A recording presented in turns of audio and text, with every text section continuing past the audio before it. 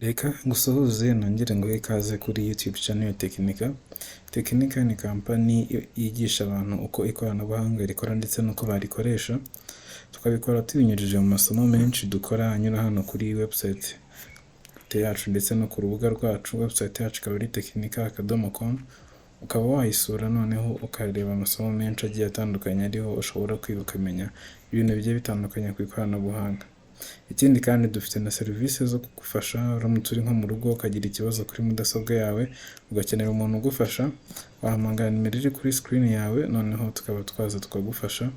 Ni indi serivisi nayo kugira ngo dufashe abantu mu buzima bwabo bwa buri munsi ufite ikibazo ku mashini cyangwa se ibindi bikoresho byerekeranye n'ikoranabuhanga ufite mu rugo. Mu minsi ishize rero twagiye dukora amavideo agiye atandukanye, dukora video zivuga kuri gukora website, tuvuga kuri JavaScript, tuvuga kuri HTML, tuvuga no kuri JavaScript. Twakoze video nyinshi cyane, ariko nyuma yo gukora ayo video yigisha ibintu runaka haba hakenewe ko umuntu yongera akabikoresha kugira ngo niba amaze kumenya uko bikora anabikoresha muri projet ya nyayo abone uko byakora muri iyo projet. So niyo mpamvu uyu munsi muri video y'uyu munsi tugiye kuba turi gukoresha HTML na CSS, tugakora iyi form muri kubona hano kuri iyi screen. Ni iyi form turaza kuba turi gukora, turagerageza kuyikora imere neza nkuko iyi ngiyi uri kubona imeze.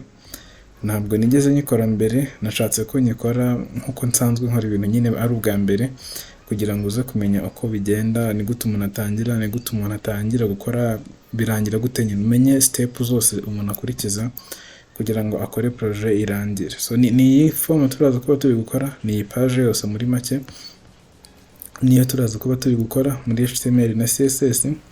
Niba ushaka kuba umu web developer, ushaka kumenya uko bakora website, egera hino ubundi turebe uko bikora. Mbere ko dutangira ariko niba utarakora subscribe hano kuri Techinika, nicyo gihe ukore subscribe noneho ufungure na notification kuri all, noneho ujye ubona video zacu dushyiraho buri cyumweru. Buri cyumweru dushyiraho video zigiye zitandukanye ziva mu kiganiro cyacu dukora buri cyumweru nanone. So izo video tuzishyiraho buri cyumweru ntizizajye zigucika, uze gufungura hano kuri notification ushyireho all noneho ujye uzibona. So ubu noneho twatangira tukareba iyi website ukuntu tugiye kuyikora. Hari inzira zigera kuri 5 turaza gukurikiza.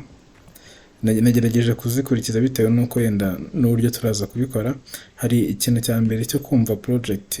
Mbere kugira ngo utangire gukora kuri projet runaka, uba ugomba kubanza kumva projet uko iteye. Ni ukuvuga ngo hano dufite projet iriho login form, dufite hano ibice bibiri, hari igice kiriho iyi form, hari ikindi gice kiriho ifoto. Ibyo ngibyo turabyumva cyane, ndaje mu kanya mpagaruke hano twongere tubisubiremo. Ikindi kintu cya kabiri ni ugukora form dukoresheje HTML. Murabizi ko HTML ni markup language ikora structure ya page. Uvuga ngo kugira ngo ukore structure y'iyi page, uvuga ngo iyi hano umuntu yandika haraza hano, ibyo ngibyo bikorera muri HTML. Kugira ngo ushyiremo aya magambo ukoresha HTML, kugira ngo ushyiremo iyi button ukoresha HTML. So ibyo ngibyo turaje tubivugeho mu kanya. Noneho gustylinga ukoresha CSS. Gustylinga nshatse kuvuga, urabona nk'iyi button guhindura ibara ryayo, n'aya magambo urabona ko ibara ryayo ridasa n'iri ngiri, kugira ngo ukore layout kimwe kizana ikindi kizana, ibyo byose turabikorera muri CSS. Muri HTML cyo turakora no gushyiramo content cyangwa se ibintu biri muri page gusa, noneho muri CSS dushyiremo zira style. Noneho ari na responsiveness, ni ukuvuga ngo uko igaragara kuri telefone ni nako igaragara kuri mudasobwa. Urabona nidushyira kuri telefone ntabwo biragongana, ahubwo kimwe kirajya hejuru ikindi kiza munsi, ku buryo n'umuntu uri gukoresha telefone ashobora kuba yafungura iyi page akandikamo bitamusabye kuzuminga cyane cyangwa se kwegereza telefone amaso ye. So ibyo ngibyo nibyo bita responsiveness, nibyo turaza gukora muri iki cyiciro. Uko device igenda ihinduka ko web page iteye nabyo turaza kugenda tubibona. So turaza guhera kuri desktop. Hari uburyo biri umuntu ushobora kubikora. Turahera kuri desktop.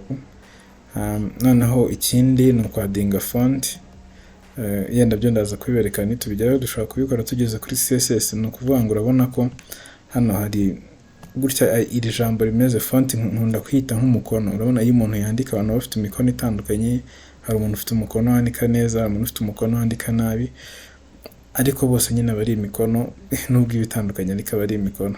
So ahangaha kuri turaza gushyiraho umukono umeze nk'uyu nguyu. Ahangaha ni font bita roboto, turaza kuyishyiramo, nayo ndaza kubereka aho tuyikura kuri Google Fonts. Ndaza kubereka ko tuyikuraho nuko tuyishyira muri page yacu. So kuko twarakoze amasomo abiri avuga kuri HTML na CSS, niba nta kintu na kimwe ubiziho, byaba byiza uhereye kuri ayo masomo. Ndaza gusiga link zayo muri description, uze kubanza uyige, noneho ubone kuza gukora ibingibi, kubera ko nitugendana muri iyi ngiyi utazi ibyo byabanje biraza kugora. Ikindi kandi mu gihe turi gukora ibingibi, byaba byiza ufunguye mudasobwa yawe, nawe ukaba utangiye kugenda ukora uko tugenda tuva ku ntambwe imwe tujya ku yindi, nawe tukaza kuba turi kumwe. So reka duhite dutangira noneho. Nari mbabwiye ko tugiye gutangira twumva projet, tukumva ibintu biri muri iyo projet.